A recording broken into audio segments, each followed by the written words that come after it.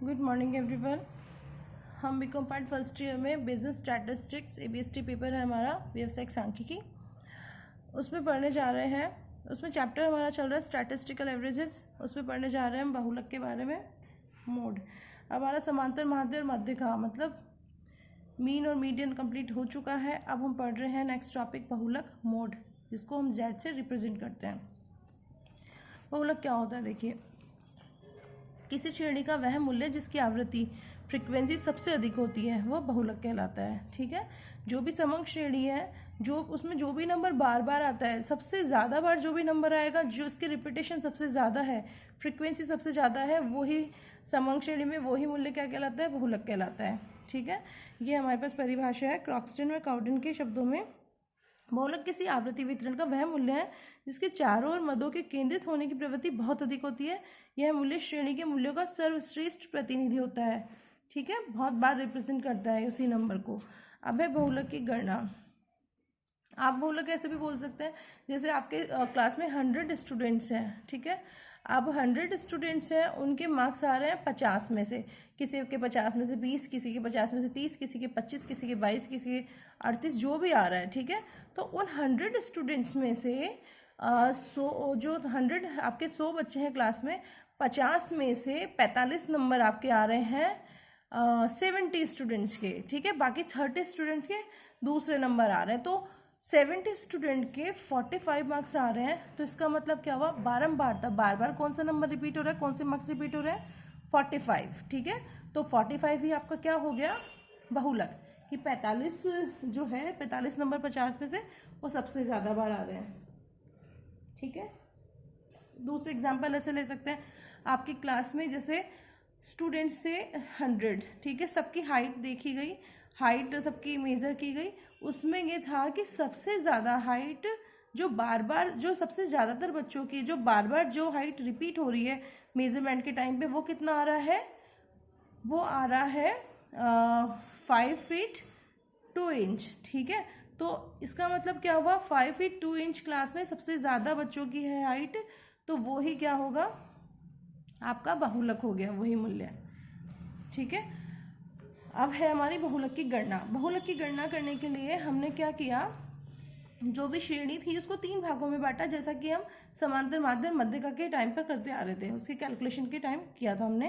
तो इसी तरह से यहाँ पे व्यक्तिगत श्रेणी, खंडित श्रेणी या असतत श्रेणी, और यहाँ पे क्या, सतत श्रेणी या अखंडित श्रेणी। देखो, ये खंडित लिखा है, यहाँ पे अखंडित लिखा है, यहाँ सतत लिखा है, तो यहाँ असतत लिखा है। इस चीज़ का ध्यान रखना आप, ठीक है ना। तो ये क्या है, व्यक्तिगत श्रेणी, इंडिविजुअल सीरीज, खंडित श्रेणी या असतत श्रेणी, ठीक है, डिस्क्रीट सीरीज, और या सतत श्रेणी या अखंडित श्रेणी, ये हो गए कंटिन्यूस सीरीज। तो ये 3 तरह की सीरीज है। अब इसमें जो भी कैलकुलेशन ऑफ मोड कैसे होगा देखिए, व्यक्तिगत श्रेणी में 3 तरीके हैं। एक तो है बाय इंस्पेक्शन मेथड, मतलब निरीक्षण विधि द्वारा। सेकंड है व्यक्तिगत श्रेणी को खंडित या सतत श्रेणी में बदलकर, जो भी आपकी व्यक्तिगत श्रेणी होगी उससे आप किस में कन्वर्ट कर देंगे, खंडित में या सतत में, ये मेथड भी हम देखेंगे।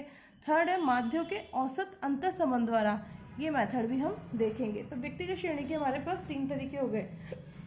सतत श्रेणी में 2 तरीके हैं, इंस्पेक्शन मेथड और ग्रुपिंग मेथड, और ये जो है लास्ट हमारा कंटिन्यूस सीरीज। डिस्क्रीट में 2 हो गए। देखिए, इंडिविजुअल में 3 मेथड है, डिस्क्रीट में 2 मेथड है, एंड कंटिन्यूस सीरीज में 1 मेथड है बाय ग्रुपिंग मेथड। तो ये हमारे हो गए कैलकुलेशन ऑफ मोड। ठीक है, कैसे होगा इसका तरीका बता रखा है, और हम स्टार्ट करते हैं व्यक्तिगत श्रेणी में मोड की कैलकुलेशन से कि वो कैसे होगी। देखिए, सबसे पहले दी हुई है इंडिविजुअल सीरीज, व्यक्तिगत श्रेणी। इसमें तरीका है इंस्पेक्शन मेथड, निरीक्षण विधि द्वारा, बाय इंस्पेक्शन मेथड। इसमें क्या होता है, तथ्यों का निरीक्षण करके यह निश्चित किया जाता है कि कौन सा मूल्य सबसे ज़्यादा आ रहा है, सबसे ज़्यादा बार आ रहा है, अधिक बार आ रहा है। जैसे एग्जाम्पल दिया हुआ है, निम्नलिखित संख्याओं के समूह के लिए बहुलक ज्ञात कीजिए। अब आपके पास ये संख्याएं दी हुई है, अब आपको क्या करना है, इसमें बहुलक ज्ञात करवाया है। तो अब देखेंगे, बस इसको जब देखेंगे एक ऑब्जर्वेशन होगा आपका, आप इसको देख के बता सकते हैं कि 5 आपके पास इस सीरीज में सबसे ज़्यादा बार आ रहा है। कितनी बार आ रहा है, 4 बार। तो ये बहुलक क्या हो गया आपका, 5। तो ये हो गया इंस्पेक्शन मेथड। ये कोई काम नहीं आता एग्जाम में, जस्ट ऐसे ही दी हुई ये मेथड्स, तो आपको ज़्यादा ध्यान नहीं देना। और सेकंड है दूसरा है आपके पास, हाँ ये भी एग्जाम्पल दिया हुआ है। अब आप इसमें देखेंगे, सबको आपने देखा, तो आपने जब देखा तो क्या हुआ, 53.3 और 51.6 ये दोनों संख्याएं हैं, इनकी आवृत्ति कितनी, 2-2 बार हो रही है, दोनों की बराबर, दोनों ही संख्याएं बराबर 2-2 बार आ रही है। तो यहाँ पे क्या हुए, दो तरह के दो बहुलक आ गए हैं, और यह श्रेणी कौन सी कहलाएगी, द्विबहुलक, मतलब दो बहुलक वाली श्रेणी कहलाएगी। ऐसा हो सकता था कि इसमें तीन मूल्य 2-2 बार आते, या तीन मूल्य 3-3 बार आते, जो भी होता, तो वो त्रिबहुलक श्रेणी कहलाती। और हो सकता है 3 से भी ज़्यादा बहुलक हो जाए, तो कुछ भी हो सकता है। अगर ज़्यादा बहुलक आ जाए तो आपको लिखना होगा कि यह श्रेणी 2 बहुलक की है, 3 बहुलक की, लेकिन ऐसा एग्जाम में नहीं आता है ये। और ये सब सिर्फ आपको समझाने के लिए, बाकी एग्जाम में ऐसा कुछ नहीं आता है, ये फालतू है। अब इसके बाद में देखो, by converting individual observation in discrete और कंटिन्यूस सीरीज, इसमें क्या करना है, जो भी निरीक्षण विधि द्वारा जो भी आपने देखे थे उन सबको किस में कन्वर्ट करना, कंटिन्यूस सीरीज में, इंडिविजुअल सीरीज में। जैसे ये थी, अगर ये सीरीज थोड़ी सी और बड़ी हो जाती, ये तो इतने ही फिगर्स थी, मान लो 3-4 लाइन तक आ जाती, तो आपके लिए सिर्फ देख के बताना पॉसिबल नहीं होता। आपको क्या करना होता है, इसके लिए एक टेबल फ्रेम करनी होती, टेबल बना के फिर उसमें फ्रीक्वेंसी लिखनी होती, तब जाके, मतलब अगर आप इसको एक से एफ में कन्वर्ट कर देंगे, टेबल बना के उसमें फ्रीक्वेंसी लिख देंगे, तो क्या खंडित श्रेणी बन जाएगी। तो आपको खंडित श्रेणी में कन्वर्ट करके फिर आपको कैलकुलेट करना पड़ता है, क्योंकि इतनी बड़ी सीरीज में 3-4 लाइन की बड़ी सीरीज आ जाती है अगर ये वाली नंबर्स की, तो आपके लिए देख के बता पाना मुश्किल नहीं था कि कौन सा बहुलक है। देखो, तो फिर इस मेथड को यूज़ करना पड़ता। यदि प्रस्तुत मूल्यों की संख्या अधिक हो तो निरीक्षण विधि द्वारा बहुलक ज्ञात करना संभव नहीं होगा। इस स्थिति में मूल्यों को खंडित या सतत श्रेणी में बदलकर, इससे मूल्यों को क्या करना है, खंडित या सतत श्रेणी में परिवर्तित करके बहुलक ज्ञात किया जाएगा। अब देखो, ये हमारे पास क्वेश्चन है, निम्नलिखित संख्याओं के समूहों के लिए बहुलक ज्ञात करो। बहुलक ज्ञात करना है कैसे, आपके पास ये फिगर्स दे दी, ठीक है, ये फिगर्स दे दी, आपको देख के पता नहीं लग पा रहा, तो आप क्या करेंगे, इसे बदल देंगे किसमें, खंडित या सतत श्रेणी में। हमने इसको खंडित श्रेणी में बदल दिया, जितने भी नंबर्स थे इनको लिख दिया, और ये कितनी बार आया, 10.4 एक बार आया तो एक बार लिख दिया, 10.5 एक बार आया तो एक बार लिख दिया, 10.6 यहाँ पे देखो 4 बार आ रहा है तो आपको 4 बार लिखना पड़ेगा, 10.7 2 बार आ रहा है तो 2 बार लिखना पड़ेगा। ये हमारा क्वेश्चन था, यहाँ से हमारा सोल्यूशन स्टार्ट हो गया। इस तरह से हमने इसकी बारंबार तो लिख दी। अब क्या है, 10.6 सीरीज में कितनी बार आया, 4 बार आया, तो इसका मतलब सबसे ज़्यादा बार कौन आ रहा है, 10.6, तो मूल्य 10.6 की बारंबारता 4 सबसे अधिक है। बारंबारता मतलब बार बार आना, रिपीटेशन होना, अतः 10.6 ही बहुलक है। बारंबारता फ्रीक्वेंसी, अतः 10.6 ही यहाँ पे बहुलक होगा। 2 मेथड हो गए व्यक्तिगत श्रेणी के। थर्ड मेथड है माध्यों के औसत अंतर संबंध द्वारा। इसका एक फॉर्मूला होता है, ये फॉर्मूला बहुत इंपॉर्टेंट होता है, आपके एग्जाम में फर्स्ट ईयर में आए ना है, लेकिन कॉम्पिटिशन एग्जाम्स में ये पूछा जाता है, तो ये ध्यान रखना इस फॉर्मूला के हमेशा। माध्यों के औसत अंतर संबंध द्वारा क्या है, by empirical relationship between mean, mode and median. अब क्या है इसमें, मीन, मॉड, मीडियन में, मीन मॉड मीडियन, इन तीनों में ये रिलेशन होता है, ठीक है। तो आपको क्या होगा, कभी फिगर्स दे दी जाएगी और z कैलकुलेट करवा लिया जाएगा, हो सकता है z और x की फिगर दे दे, आपसे m कैलकुलेट करवा लिया जाए, तो आप ये जो फॉर्मूला होता है उसको जो बाय ट्रांसफ़र, जो भी जैसे भी आप करते हैं मिसिंग फिगर का, वैसे भी आपको, जैसे ये m मिसिंग फिगर दे दी, x आपको इसमें मिसिंग दे दिया, और बाकी 2 की फिगर दे दी, मतलब आपको प्रश्न में ऐसा करेगा कि मीडियन मॉड एंड मीन, इन तीनों में से 2 फिगर दी जाएगी, एक गायब रखी जाएगी, और बोलेगा जो गायब है, जो मिसिंग है, उसी को आप फाइंड आउट करो, उसको ज्ञात करके बताओ। तो आपको इस तरह से करना होगा, जैसे मैंने इसमें लिख दिया m 40 है और x 20 है, तो z की कैलकुलेशन करके बताओ। तो ये फॉर्मूला ऐसा कैसा हो गया, 3 को किससे मल्टीप्लाई कर दिया, m था ना अपना, 40 आ गया, माइनस 2 x बार कितना है 20, तो 20 आ गया। इसको सॉल्व किया तो क्या आ जाएगा, z हमारा 100 आ जाएगा, तो हमारा z कितना है 100, ठीक है। तो इसका भी ध्यान रखना आप। आपके ये हो गए 3 व्यक्तिगत श्रेणी में तीनों मेथड कंप्लीट हो गए हैं। इसमें फर्स्ट एंड सेकंड कोई काम के नहीं, एग्जाम में नहीं आते हैं, ये जस्ट आपको समझाने के लिए कि व्यक्तिगत श्रेणी में कैसे पता किया जाता है बहुलक का।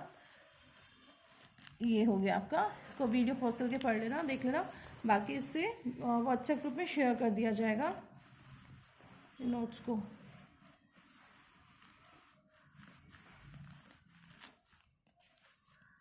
ठीक है। अब नेक्स्ट है हमारा खंडित श्रेणी या असतत श्रेणी, डिस्क्रीट सीरीज। इसमें क्या है, इसमें मेथड है निरीक्षण विधि द्वारा। निरीक्षण विधि द्वारा भी हमने देखा था, उसका सेकंड मेथड कैसे देखा था, ये वाला, ये जो देखा था। अगर डिस्क्रीट सीरीज में हम कन्वर्ट कर देते हैं इसे, तो कन्वर्ट कर दिया डिस्क्रीट सीरीज में, आप देख के बता सकते हैं, इसका निरीक्षण करो, बाय इंस्पेक्शन मेथड बता सकते हैं कि हाँ 10.6 में 4 आ रहा है, तो यही अगर आपको क्वेश्चन में गिवन हो तो खंडित श्रेणी में आपको जस्ट निरीक्षण ही तो करना पड़ेगा, इंस्पेक्शन ही करना पड़ेगा। आप बस देख के बता देंगे 10.6 में 10.6 4 बार आ रहा है, तो आपका बहुलक क्या हो गया 10.6। तो इसी के लिए बोला हुआ है ये निरीक्षण विधि, खंडित श्रेणी या असतत श्रेणी में निरीक्षण विधि द्वारा डिस्कस कर लिया, हमने डिस्कस कर लिया है। ठीक है, किसने डिस्कस किया, व्यक्तिगत श्रेणी में सेकंड मेथड में। ठीक है, अब सेकंड, इसका खंडित श्रेणी का सेकंड मेथड है समूहीकरण विधि द्वारा, जो कि इम्पॉर्टेंट है, आप इसको अच्छे से पढ़ना है, एग्जाम के पॉइंट ऑफ व्यू से इम्पॉर्टेंट है।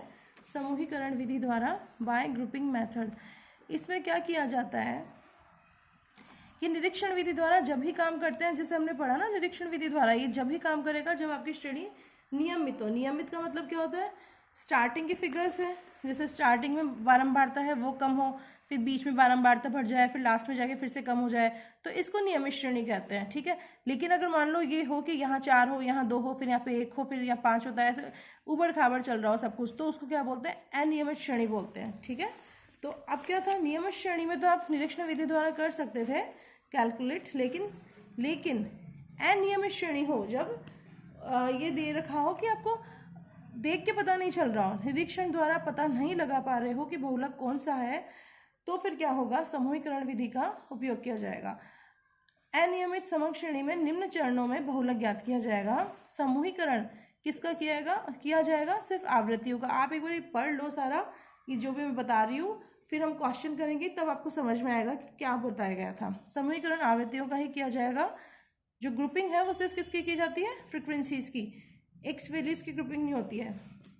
इस विधि से बहुलक ज्ञात करने के लिए हमें 6 खाने बनाने पड़ेंगे।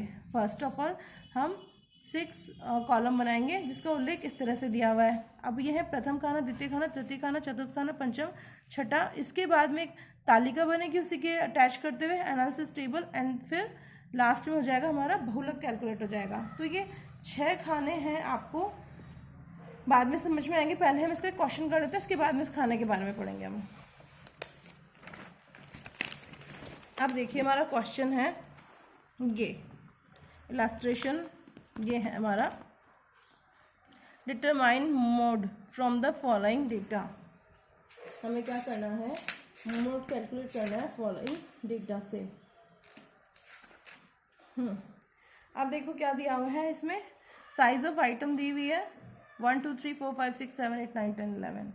ठीक है, ये शू साइज आप बोल सकते हैं, शू साइज दिया हुआ है 1 to 11, और फ्रिक्वेंसीज दी हुई है कि मतलब कितने शू साइज का कितने बार कोई भी शॉप है वहाँ डिमांड की जाती है, या फिर आपके घर में ये शू साइज पहनने वाले लोग हैं और उसकी बारंबारता इतनी है। मतलब 7 नंबर का जूता 15 लोग पहनते हैं, 8 नंबर का 14 लोग, और ये 9 का 13 लोग, तो इस तरह से दिया हुआ है। तो इसमें क्या है, हमें ग्रुपिंग मेथड से सॉल्व करना होगा, क्योंकि इसमें समझ नहीं आ रहा है। वैसे तो इसमें 15 दिख रही है हाईएस्ट, लेकिन 15 दिख रही है, लेकिन इसके आसपास की फ्रिक्वेंसी है, इसके आसपास की जो फ्रिक्वेंसी आ रही है वो इसके कंपैरिजन देखो, एक तो 15 के आसपास की फ्रिक्वेंसी देखो, एक 14 के आसपास की फ्रिक्वेंसी देखो। 14 के आसपास की फ्रिक्वेंसी कितनी हो रही है, 28 ऐड आ रहा है इसका, जबकि 15 के आसपास की फ्रिक्वेंसी का 19.9 23 आ रहा है। ठीक है, तो इस तरह से क्या होगा, 15 14 दोनों में से कोई भी हो सकता है इसमें बहुलक, तो ये बता नहीं सकते हम कि अभी है कौन सा। तो इसके लिए क्या करेंगे, हम निरीक्षण विधि द्वारा बता नहीं पाएंगे, इसलिए बाय ग्रुपिंग मेथड से हम इसको कैलकुलेट करेंगे कि कैसे क्या होगा। तो देखो इसमें सबसे पहले हमें क्या करना होगा, जो भी एक्स वैल्यूज है उसको हम यहाँ लिख लेंगे एक्स। ठीक है, एक्स लिख लेंगे, क्या है हमारी 1 2 3 4 5 6 7 8 9 10 11। ठीक है, ये 11 तक हो गया। इसके बाद में हम क्या करेंगे, एक्स के बाद में एफ लिखेंगे। एफ कैसे लिखेंगे, एफ अपना ये दिया हुआ है ना क्वेश्चन में, ये ये आपने नोट किया होगा। लिखो 2 3 4 5 7 9 15 14 13 8 एंड 5। ठीक है, ये हो गया हमारी फ्रिक्वेंसीज आ गई। एक्स एंड एफ दोनों में, ये क्वेश्चन में एक्स ऐसे लिखा हुआ नहीं आएगा, एक्स एंड एफ में लिख देती हूँ ना, क्वेश्चन पे ऐसे लिखा हुआ नहीं आएगा। आपको पहचानना पड़ेगा कि साइज ऑफ आइटम एक्स होता है, फ्रिक्वेंसी का मतलब एफ होता है, तो एन एक्स एंड एफ लिख देना। ठीक है, अब क्या होगा, इसमें 6 खाने बनेंगे, बताया था आपको 6 खाने बनेंगे। तो ये इसको माना जाता है खाना 1, इसको क्या माना जाएगा, फर्स्ट खाना माना जाएगा। ठीक है, खाना 1 हो गया। अब इसमें क्या होगा, अब खाना 1 हो गया, ये होगा खाना 2, सेकंड ये हो गया आपका, सेकंड ब्लॉक ये हो गया। तो अब देखिए इसमें क्या था, सेकंड ये हो गया, थर्ड है, थर्ड ब्लॉक ये हो गया, फोर्थ ब्लॉक ये हो गया है, फिफ्थ ब्लॉक ये हो गया है। फर्स्ट तो कहाँ से, फ्रिक्वेंसी से स्टार्ट हो जाएगा, फ्रिक्वेंसी को फर्स्ट ब्लॉक मान लेंगे हम, और ये हो जाएगा हमारा 6 ब्लॉक। आगे बात समझ में, 6 ब्लॉक बन गए हमारे। अब देखो इसमें क्या है, अब आप इसमें फर्स्ट पढ़ो। देखो पहले ब्लॉक के बारे में क्या बोला है, प्रश्न में दी हुई आवृत्तियां लिखेंगे पहले खाने में, द्वितीय खाने में देखो प्रश्न में लिखी हुई आवृत्तियां लिख दी हमने, प्रश्न में जो आवृत्तियां दी हुई थी उसको पहले खाने में हमने लिख दिया एज इट इज। इसके बाद में द्वितीय खाने में क्या होगा, प्रथम खाने में दी हुई आवृत्तियां, मतलब इस खाने में जो आवृत्तियां दी हुई है, आवृत्तियों से 2-2 के जोड़े बनाओ और उनका योग लिखते जाओ। यदि अंत में एक आवृत्ति बच गई तो उसको छोड़ दो। अब देखो क्या बोलना है, क्या बोला है इसने, प्रथम में, प्रथम के जो भी है, जो भी फर्स्ट में दिया हुआ है उसके 2-2 के जोड़े बनाने हैं। तो जोड़े बनाते चलो और जोड़े बना के इनको योग कर दो। ये जोड़े बन गए, 2 और 3 कितना होता है, 5। ठीक है, इसके जोड़े बनाओ। 4 2 कितना होता है, 9। इसके जोड़े बनाओ। 7 और 9 कितना होता है, 16। इसके जोड़े बनाओ, ये कितना होता है, 29। और इसके जोड़े बनाओ, 13 और 8 कितना होता है, 13 और 8 हो जाएगा 21। ठीक है, लास्ट में 1 बच गया, इसको छोड़ दो। अब इसमें देखो हाईएस्ट कौन सा जा रहा है, हाईएस्ट ये देखो, हाईएस्ट जा रहा है अपना 29। ठीक है, ये इस तरह की कॉपी में ठीक रहता है। रुको, इसमें अगर लाइंस होती तो इस तरह से जाती है, एक बार लाइंस आप देख लो, लाइन वाली कॉपी में ठीक रहेगा, क्योंकि हमें आगे बार का भी यूज़ करना है इसमें। या आप मत करना, क्योंकि आपको तो लाइन वाली कॉपी मिलेगी एग्जाम में, इस तरह की लाइंस आपको करने की कोई ज़रूरत नहीं है, लाइन वाली कॉपी मिलेगी।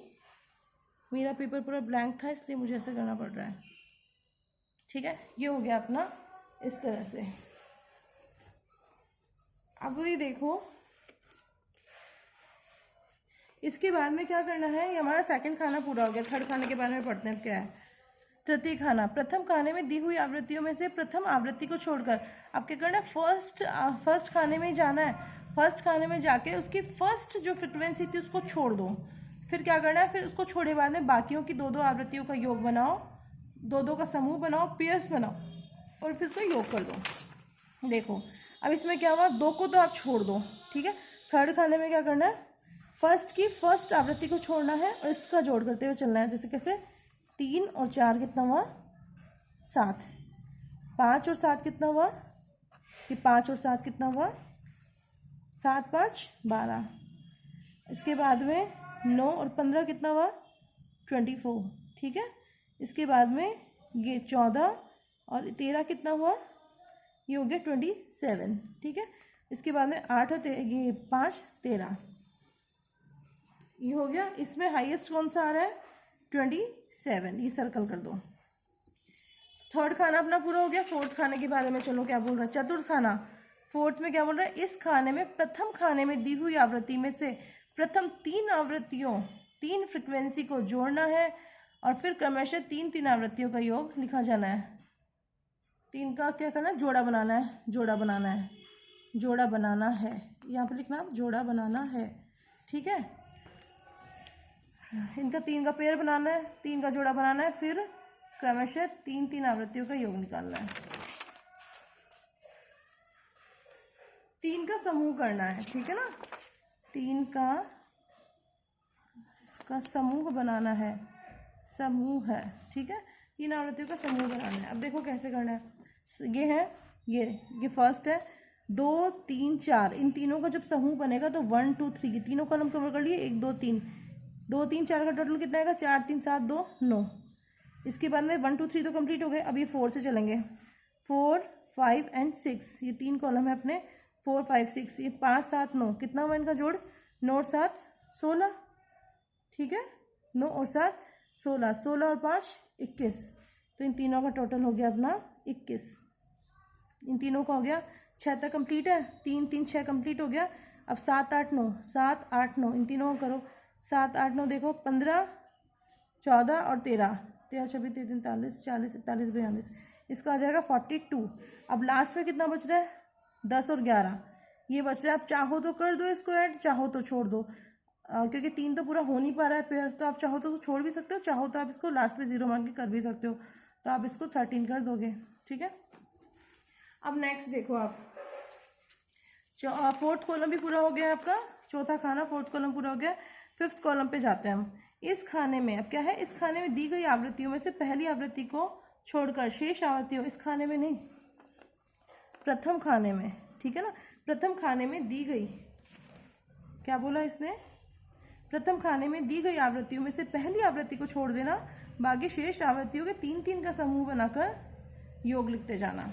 देखो इसमें तो हमने आईएस देख लिया क्या था, 42 था, इसको सर्कल कर दो। अभी क्या करना है, फर्स्ट आवृत्ति को इसमें छोड़ना है, लेफ्ट करना है, फिर second third and fourth, second third and fourth की ग्रुपिंग करनी है, 4 3 7 5 12, इसके बाद है 5 6 7, इन तीनों की ग्रुपिंग करनी है, 5 6 7 5 6 7, 15 9 24, 24 और 7 31, ये हो गई इसकी ग्रुपिंग। इसके बाद में 5 6 7 को कर लिया, फिर 8 9 10, इन तीनों की ग्रुपिंग करनी है, 8 9 10, इन तीनों की ग्रुपिंग करेंगे आप, कितना है, 14 13 और 8 10 20 और 30, 30 और 5 35, 35 आ जाएगा, ठीक है। इसमें से हाईएस्ट किसका आ रहा है, इसका, ठीक है, इसको कर दिया हमने सर्कल। आप छठा खाना देखो क्या बोल रहा है, प्रथम खाने में दी हुई आवृत्तियों में से प्रथम 2 आवृत्तियों को छोड़ना है, फिर आगे की 3 3 आवृत्तियों का योग लिखते जाना है। अब देखो इसमें क्या हुआ, 4th में तो क्या हुआ था, फर्स्ट से 3 काउंट किए थे, 5th में क्या हुआ था, फर्स्ट को लेफ्ट करके फिर 3 3 काउंट करके चलना था। अब 6 में क्या है, स्टार्टिंग है 2 लेफ्ट करके फिर काउंट करते हुए चलना था, 3 4 5, इन तीनों का टोटल आ जाएगा 3 3 4 5, 1 2 2 को छोड़ दिया, 3 4 5, 3 4 5 का टोटल कितना आएगा, 4 5 7, इन तीनों को जोड़ो, ये आ जाएगा 16। इसी तरह से अब 6 7 और 8, इन तीनों को जोड़ो, इन तीनों को जोड़ोगे तो आएगा आपका 10 20 30, 30 और 8 38, 38 आ जाएगा, ठीक है। इसके बाद में ये यहाँ से लेना, 9 10 और 11, इन तीनों की टोटल करोगे तो कितनी आएगी, 26। हाईएस्ट किसकी आई, 38, आप इसको सर्कल कर दोगे, ठीक है, ये आ गया समझ में। अब देखो यहाँ पे मैंने 6 खानों तक का तो पूरा कर दिया है, फिर आएगा एनालिसिस टेबल, एनालिसिस टेबल बनाना है, विश्लेषण तालिका बनाना है। देखो अब ये क्या आएगा, यहाँ पे आएगा एनालिसिस टेबल, ठीक है, ग्रुपिंग टेबल, ग्रुपिंग टेबल आ गई, और ये आ गई एनालिसिस टेबल आ गई। देखो कैसे करोगे आप, इसमें क्या करना चलना है आपको, बार बनाते हुए चलना है। बार कैसे, देखो हाईएस्ट कहाँ आई आपकी, फर्स्ट वाला तो था, इसमें हाईएस्ट कहाँ था आपका 15, ठीक है ना, फर्स्ट खाने में हाईएस्ट थी 15, तो 7 के सामने हम लगा देंगे 1 बार, इसके सामने चलेंगे 15 के सामने ये लगा देंगे 1 बार, ठीक है ना। इसके बाद में देखो इसमें हाईएस्ट कौन सा है, 29, ये किस किस के बीच में है, 7 और 8 के बीच में, 7 8 की तो ग्रुपिंग थी, तो 7 और 8 दोनों के सामने 1 1 बार लगा देंगे, 7 के आगे 1 बार लगा दिया, 8 के आगे 1 बार लगा दिया, ठीक है। 15 का भी काम हो गया, 29 का भी हो गया। 27 देखो, 27 किस किस के साथ में है, ये 8वां और 9वां कॉलम, देखो ये 27 8 और 9 दोनों कॉलम के बीच आ रहा है, तो 8वें कॉलम में यहाँ आ गया और 9वें कॉलम में यहाँ आ गया, दोनों जगह 1 1 बार आ गई, तो ये 27 का काम भी अपना हो गया है। इसके बाद में देखो हम जाएंगे 4th कॉलम में 42, 42 किस किस का ग्रुपिंग है, 7, 8 और 9, ये हाईएस्ट आ रहा है 42। ये 7, 8, 9, 3, 7, 8, 9 ये 3 है। देखो इसके सामने देखो कहाँ से स्टार्ट हो रहा है, 7, 8 और 9 पे एंड हो रहा है ना। तो 7, 8, 9 के सामने क्या करेंगे, यहाँ चलेंगे सीधा 7, 8 और 9 तीनों के सामने के क्या टिक कर ये बार लगा देंगे। फिफ्थ कॉलम में हाईएस्ट देखो क्या है 35 है। ये किसके सामने है, ये है 8, 9, 10। तो ये क्या होगा 8, इसके साथ 8, इसके बाद में 9, इसके बाद में 10। ये बार सही से देख के लगाना, इसलिए मैंने लाइंस करी थी यहाँ पे ड्रॉ, ताकि मुझे पता रहे कौन सा खाना कहाँ पे है। ठीक है, अब इसके बाद 35 का काम भी हो गया। 38 में देखो ये कहाँ जा रहा है, स्टार्ट कहाँ से हो रहा है, 6 से। 6, 7 और ये 8, 6, 7, 8 ये 3 जगह हम क्या करेंगे, बार लगाएंगे 6, 7 और 8। अब 8 यहाँ पे लगेगा, 8 यहाँ पे लगेगा तो देखो 1, 2, 3, 4 जैसे ही 4 हो जाते हैं तो 5वां इसके आगे नहीं लगता, 5वां ऐसे लगता है। ठीक है, तो ये इसका मतलब क्या हो गया 1, 2, 3, 4, 5।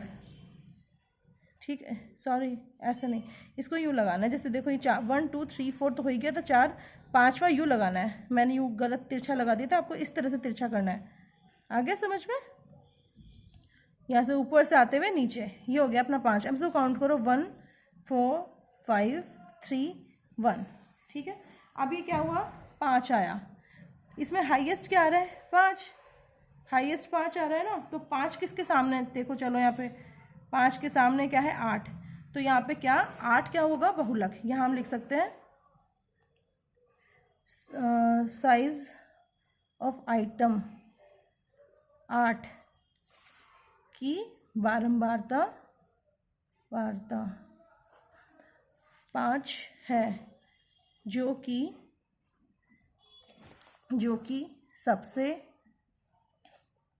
अधिक है,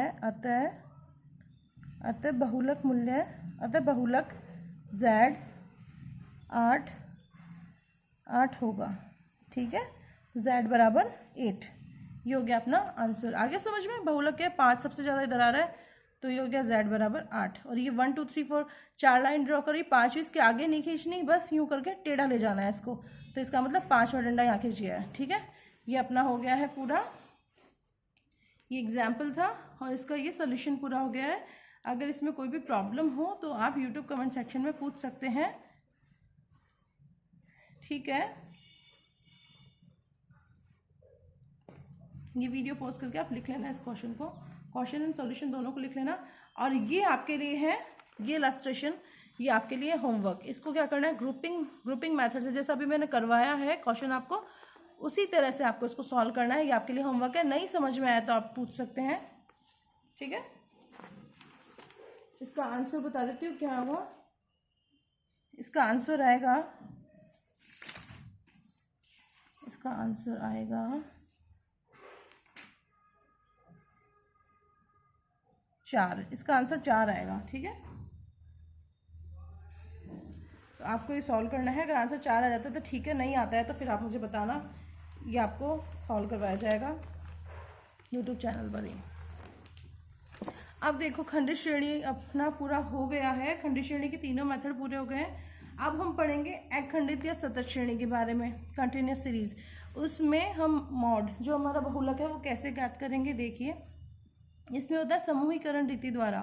फर्स्ट इसमें क्या था, इसमें एक ही मेथड है बाय ग्रुपिंग मेथड। इसमें क्या है, पूर्व में दी गई समूहीकरण विधि से ज्ञात करने के चरणों का अनुसरण करते हुए तत्पश्चात निम्न सूत्र का प्रयोग किया जाएगा। ठीक है, इसमें देखो क्या था, अभी हमने जो पढ़ा ना पूरा, इसमें सतत श्रेणी में सारी कैलकुलेशन यहाँ तक सेम है, बस लास्ट में जब हम ये कैलकुलेट किया, जैसे हमने यहाँ क्या देखा 5 है तो हमारा 8 आ गया। ठीक है, सतत श्रेणी में 8 नहीं आएगा, 20 से 30, 40 से 50 इस तरह का वो मॉडल ग्रुप आएगा, एक बहुलक वर्ग आएगा। तो बहुलक वर्ग आएगा जब हमारा, जैसे ये तो आ गया 8 डायरेक्ट आ गया खंडित श्रेणी में, लेकिन सतत श्रेणी में क्या आएगा 40 से 50। ठीक है, 40 से 50 आ गया तो इसका मतलब 40 से 50 आपका बहुलक वर्ग है, 40 से 50 के बीच में ही कहीं ना कहीं बहुलक मूल्य है। तो उस बीच के मूल्य को ज्ञात करने के लिए आपको एक सूत्र लगाना पड़ेगा इस तरह का, और सूत्र लगा के आपको आंसर पता करना पड़ेगा कि एग्जैक्ट आंसर क्या है। ठीक है, तो देखो ये सूत्र दिए हुए हैं 2। अगर श्रेणी आरोही असेंडिंग ऑर्डर में हो तो क्या होगा, सूत्र ये लगेगा, और अगर डिसेंडिंग ऑर्डर में हो तो सूत्र ये लगेगा। ठीक है। अब इन सब का मतलब क्या है देखो, ये सूत्र आप नोट कर लेना। सतत श्रेणी में समूहीकरण विधि में 6 खाने जो था एक एनालिसिस टेबल, मतलब विश्लेषण तालिका, सब एज इट इज होगा। लेकिन एनालिसिस टेबल के बाद में जब बहुलक का मूल्य ज्ञात करना है तो उससे पहले बहुलक वर्ग निकलेगा। बहुलक वर्ग को हमें सूत्र में अप्लाई करना है, उससे रिलेटेड इंफॉर्मेशन को, देन हमारा जेड का जो एग्जैक्ट वैल्यू है, बहुलक का जो मूल्य है वो आएगा। ठीक है। और ये 2 तरह के फॉर्मूला है। अगर असेंडिंग ऑर्डर में हो आपकी समंग श्रेणी तो ये फॉर्मूला आएगा, अगर डिसेंडिंग ऑर्डर में आपकी श्रेणी तो ये फॉर्मूला लगेगा। अब इसमें ये L1 F1 0 ये सब I वगैरह ये सब क्या है, Z क्या है, इसके बारे में दिया हुआ है। Z का मतलब है मॉड बहुलक, L1 का मतलब क्या है, जो भी आपका मॉडल ग्रुप आएगा। मॉडल ग्रुप कैसे आएगा, जैसे मीडियन ग्रुप आया था अपना जब हमने वो मध्य का पढ़ा था, तो मध्य का वर्ग आया था, उसी तरह से आपका मॉडल ग्रुप भी करेंगे। अभी इसमें सॉल्व देखेंगे कैसे आएगा। तो मॉडल ग्रुप आया हमारा, और मॉडल ग्रुप का जो लोअर लिमिट है, जैसे मान लो मॉडल ग्रुप आ गया आपका 40 से 50, तो 40 से 50, ठीक है, तो 40 क्या हो गया आपका L1 और 50 क्या हो गया आपका L2। और F1 क्या है आपकी frequency of the model group, जो मॉडल ग्रुप है आपका उसकी फ्रीक्वेंसी क्या है F1, और F2 क्या है मॉडल ग्रुप के जस्ट बाद वाली फ्रीक्वेंसी, और F0 क्या है मॉडल ग्रुप से जस्ट पहले वाली फ्रीक्वेंसी, और I क्या है L2 माइनस L1। I क्या होता है हमारा L2 माइनस L1, ये इससे क्या निकलता है I निकलता है। ठीक है, I ज्ञात करने का फॉर्मूला है ये। मतलब जो भी है मॉडल ग्रुप की upper limit minus lower limit, दोनों का डिफरेंस आएगा I। ये हो गया हमारे फॉर्मूला के बारे में। अब हम इसका करते हैं एक एग्जाम्पल करके देखते हैं इसको। ये है हमारा क्वेश्चन, इसको सॉल्व करते हैं हम। इसमें देखो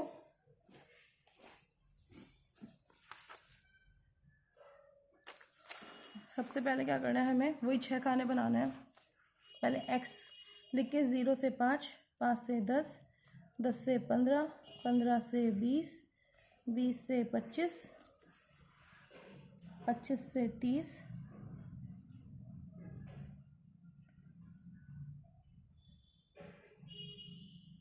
30 से 35, ये हो गई हमारी, ये x वैल्यूज़ आ गई हैं। ठीक है,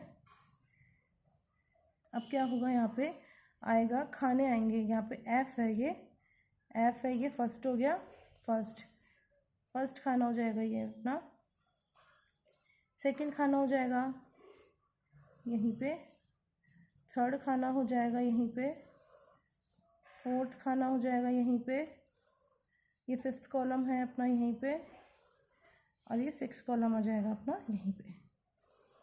ठीक है, और यहाँ पे आ जाएगी ये सब क्या है अपनी ग्रुपिंग टेबल। तो ये क्या आएगा हमारा एनालिसिस टेबल, और यहाँ पे हम इसको कर देंगे लाइंस, ताकि एनालिसिस टेबल पे हमें बार लगाने में दिक्कत ना आए, इसलिए हमने लाइनिंग कर दी। एग्जाम में तो आपको कॉपी मिलेगी लाइनिंग की भी, मेरी कॉपी लाइनिंग वाली नहीं थी, इसलिए मुझे लाइन बनाना पड़ रहा है ताकि बार लिखने में दिक्कत ना आए। ठीक है, ये हो गया हमारा क्वेश्चन। अब इससे फ्रिक्वेंसीज है ये लिखी हुई है, इसको लिख लेंगे।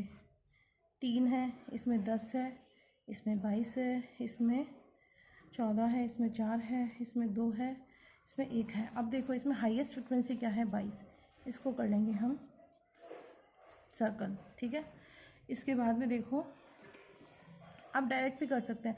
बार हमने लास्ट क्वेश्चन में लास्ट में लगाई थी, अभी आप देख सकते हैं 22 है तो इसके सामने एक बार लगा दो। ठीक है, हैंड प्रिंट लगा के चलो तो भी ठीक रहेगा। 1 लगा दिया। अब क्या होगा, सेकंड में क्या करना है आपको, 2-2 की ग्रुपिंग करनी है। 13 फर्स्ट कॉलम में तो हो गया, सेकंड में 2-2 की ग्रुपिंग करनी होती है फर्स्ट कॉलम को देखते हुए। 22 और 14 कितने होते हैं 36, 4 और 2 कितने होते हैं 6। अगर लास्ट में 1 बच जाए तो उसको छोड़ देना है। इसके बाद में क्या हुआ, फर्स्ट को लेफ्ट करना है और सेकेंड और थर्ड की फ्रिक्वेंसी को जोड़ना है। एक बार देखो इसमें सेकंड में हाईएस्ट क्या आ रहा है 36 आ रहा है। 36 आ रहा है, किस किस के बीच में आ रहा है, ये 10 से 15, 15 से 20 में, 20 के बीच में। तो यहाँ पे एक यहाँ लग जाएगा, एक बार यहाँ लग जाएगा। दोनों का था ना, ये दोनों के बीच में आ रहा है तो देखो दोनों में लग गया, सीधा लाइन में चल रहा है। एक बार यहाँ, दूसरा बार यहाँ। अब इनकी ग्रुपिंग करेंगे हम। एक को लेफ्ट, थर्ड में क्या होता है, एक को लेफ्ट करना होता है स्टार्टिंग में, इन दोनों की ग्रुपिंग करते हुए चलते हैं। तो इन दोनों की फ्रीक्वेंसी की ग्रुपिंग करनी है, इन दोनों के फ्रीक्वेंसी की। 10 और 22 कितना होता है, 32। 14 और 4 कितना होता है, 18। और 2 और 1 3।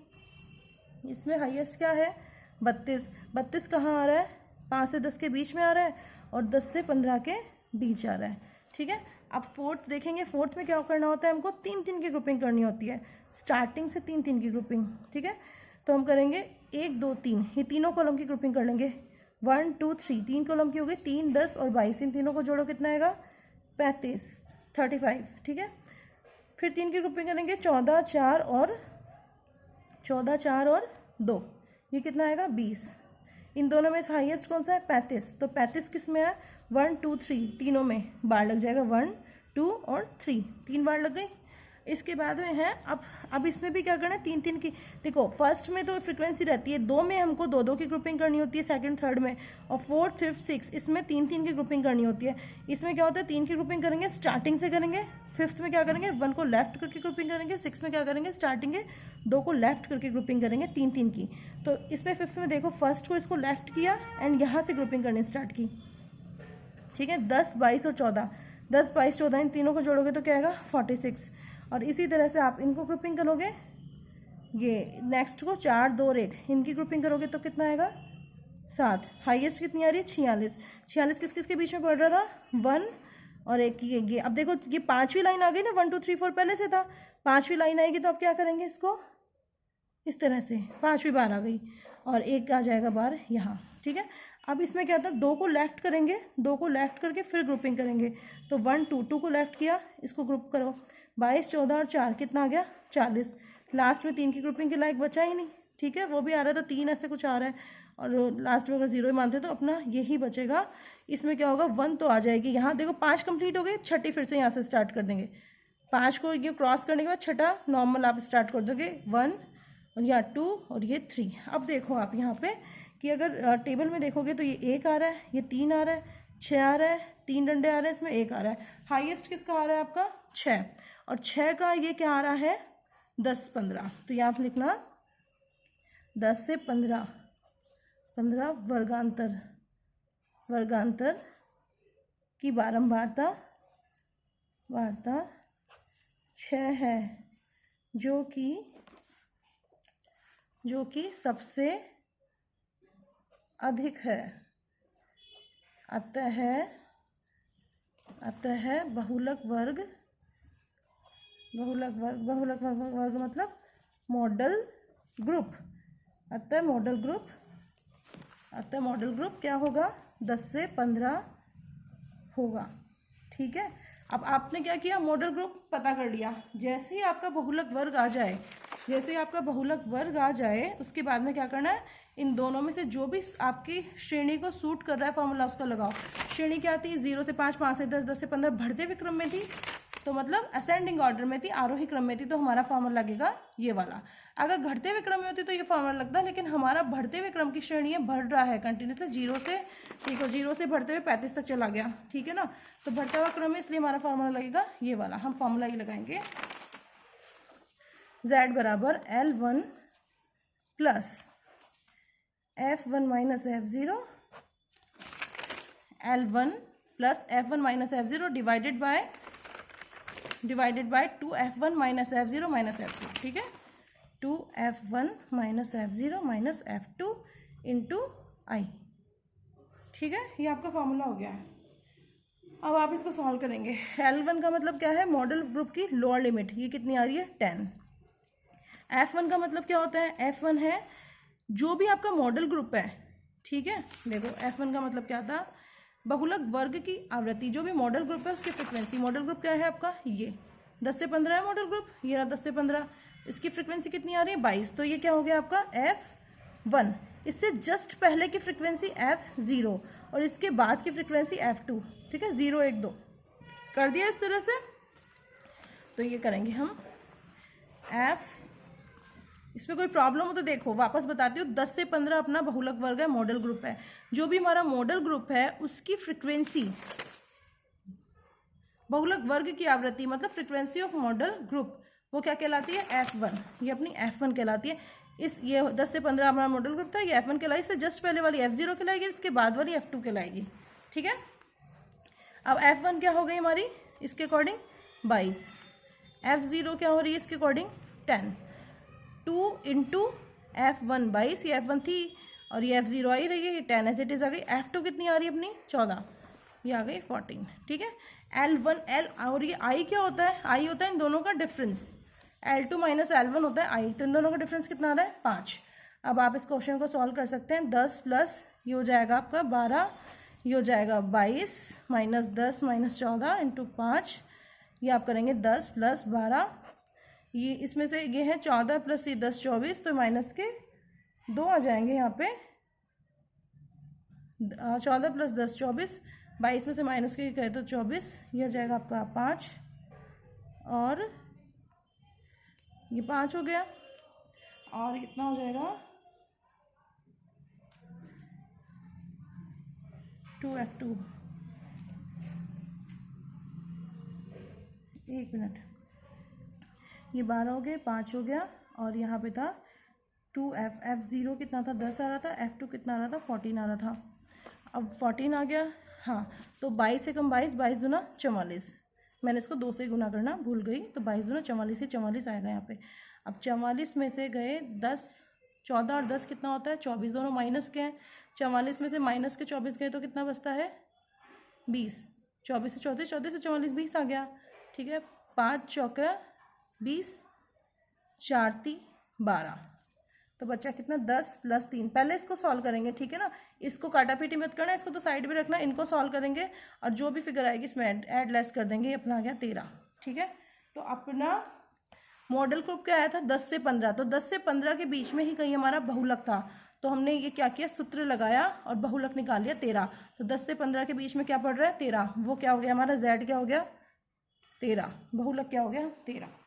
ये हो गया हमारा सतत श्रेणी में, सतत श्रेणी में किस तरह से कैलकुलेट करना है किसको बहुलक को, आप इसको यहाँ से नोट कर सकते हैं।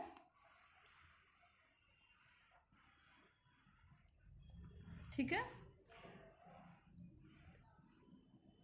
अब इस पे आपने एक बात ध्यान दी होगी, ये कौन सी श्रेणी थी हमारी, अपवर्जी थी या समावेशी थी, ये हमारी अपवर्जी श्रेणी थी। समावेशी श्रेणी क्या होती है, अगर ये 5 पे एंड हो रही है तो स्टार्ट 6 से होगी, वो होती है समावेशी, लेकिन ये समावेशी नहीं है, ये कौन सी अपवर्जी श्रेणी है, अपवर्जी श्रेणी हो तो उसको अपवर्जी में ही सॉल्व करना है। लेकिन अगर प्रश्न में आपको समावेशी श्रेणी दे दें, मतलब इंक्लूसिव सीरीज दे दें, तो आपको क्या करना है, आपको क्या करना है इसके बारे में आपको कल बताते हैं। आप यहाँ तक का पूरा कर लेना, इसको पूरा पढ़ लेना, अगर कोई प्रॉब्लम होती है तो पूछ लेना, अगर प्रॉब्लम हुई तो आगे समझ नहीं आएगा, एग्जाम के पॉइंट ऑफ व्यू से ये अपना इंपॉर्टेंट है टॉपिक, तो आपको इसको ढंग से पढ़ना पड़ेगा। ठीक है, कोई भी प्रॉब्लम हो तो आप पूछ सकते हैं। Okay, thank you.